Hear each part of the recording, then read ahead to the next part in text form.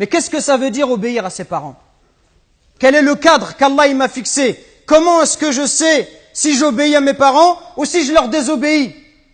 Peut-être que j'ai répondu à mes parents, peut-être que j'élève la voix sur eux, peut-être que je leur crie dessus, peut-être même, wal'iyadhu billah, à notre époque, il n'y a rien d'étonnant, peut-être même que certains, ils insultent leurs parents, voire même ils lèvent la main sur eux ou ils les frappent. Et on entend parfois, wal'iyadhu billah, des gens qui vont insulter, qui vont tuer leurs parents pour l'héritage.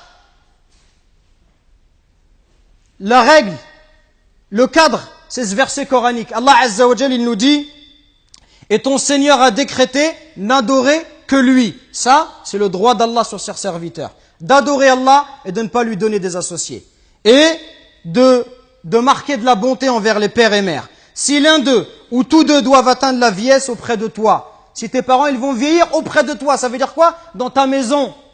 Dans ta maison, ça veut dire que tu les mets pas dans une maison de retraite, comme on fait aujourd'hui, où dès que les parents ils sont vieux, on les prend, on les jette dans la maison de retraite et on vient les voir une fois dans l'année. Et tout le reste de l'année, on s'occupe pas d'eux. Non, Allah il te dit, s'ils atteignent la vieillesse, auprès de toi. Quand tes parents ils sont âgés, ils restent chez toi. Parce que quand tu étais petit, ils t'ont pas envoyé dans une pension, ils t'ont gardé chez eux et ils sont occupés de toi. S'ils atteignent la vieillesse, ne leur fais point fi, ne leur dis pas pff. Ça, juste le fait de dire mes frères et sœurs. Comprenez bien ce qu'Allah il nous demande. Le simple fait de dire à son père pff, ça c'est interdit. Que dire de celui qui se plaint et qui dit à son père ou à sa mère, tu comprends rien, mais c'est toujours pareil avec toi, mais ceci, mais cela. Allah il t'a interdit de juste dire pff. Et ne les brusque pas, mais adresse-leur des paroles respectueuses. Et par miséricorde, abaisse pour eux l'aile de l'humilité et dis, invoque pour tes parents, ô mon Seigneur, fais-leur à tout de miséricorde, comme ils m'ont élevé tout petit. Et il n'y a que lorsque tu seras toi-même un père de famille, ou lorsque tu seras, ma sœur, une maman, que tu vas comprendre la valeur de ta mère et de ton père. Quand tu vas voir que la mère, pendant 9 mois, elle te porte et elle subit les difficultés. Elle subit des coups de ta part.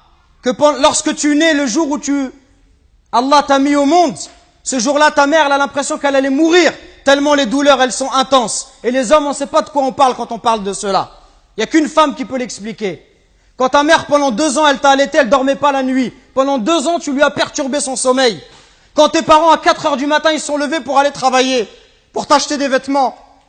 Quand lorsque tu es malade, ta mère, elle trouve pas le sommeil. Même quand tu as 30 ou 40 ans, si tu rentres à 1 heure du matin, ta mère, elle t'attend encore pour demander de tes nouvelles ou pour te préparer à manger. Qui va se comporter avec toi si c'est pas ta mère et ton père? Qui va se comporter comme ça avec toi? Et nous, on est gentils avec nos copains.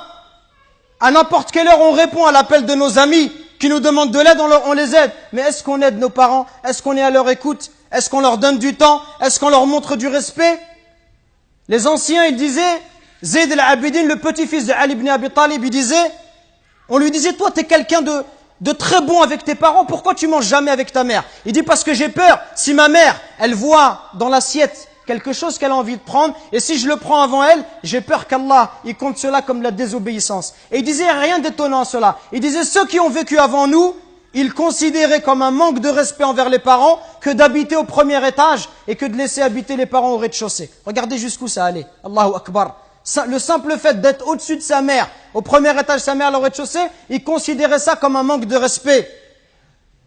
Et d'autres chez les Sahaba, ils disaient, quand il y avait un scorpion qui est rentré dans un trou, il a mis sa main et il s'est fait piquer. On lui dit, pourquoi tu mets ta main alors qu'il y a un scorpion? Il dit, parce que j'ai peur que ce scorpion il sorte et qu'il ne pique ma mère. Regardez le respect. Et regardez aujourd'hui l'attitude des enfants envers les parents. Regardez ne serait-ce que le regard, les yeux. Wallahi mes frères, si nos parents ils invoquent contre nous, wallahi c'est pour nous le malheur dans la vie d'ici-bas et dans celle de l'au-delà. Allah Azza wa Jal, par l'intermédiaire du prophète alayhi salatu wassalam, il nous dit qu'Allah il a interdit le paradis. Interdit le paradis à celui qui désobéit à ses parents. Donc attention mes frères, à ne pas causer du tort à nos parents, à ne pas leur manquer de respect, mais soyons plutôt à leur écoute, soyons plutôt bons, miséricordieux pour eux. Et ceux qui doivent le plus profiter de notre générosité, de notre douceur, notre bonté, notre bon comportement, les premiers à profiter de cela, ça doit être nos parents. Parce que viendra un jour où ils vont partir, Et le jour où ils vont partir, tu vas regretter. Et tu vas dire, ah, si je pouvais encore faire du khair à mon père, si je pouvais encore faire du khair à ma mère.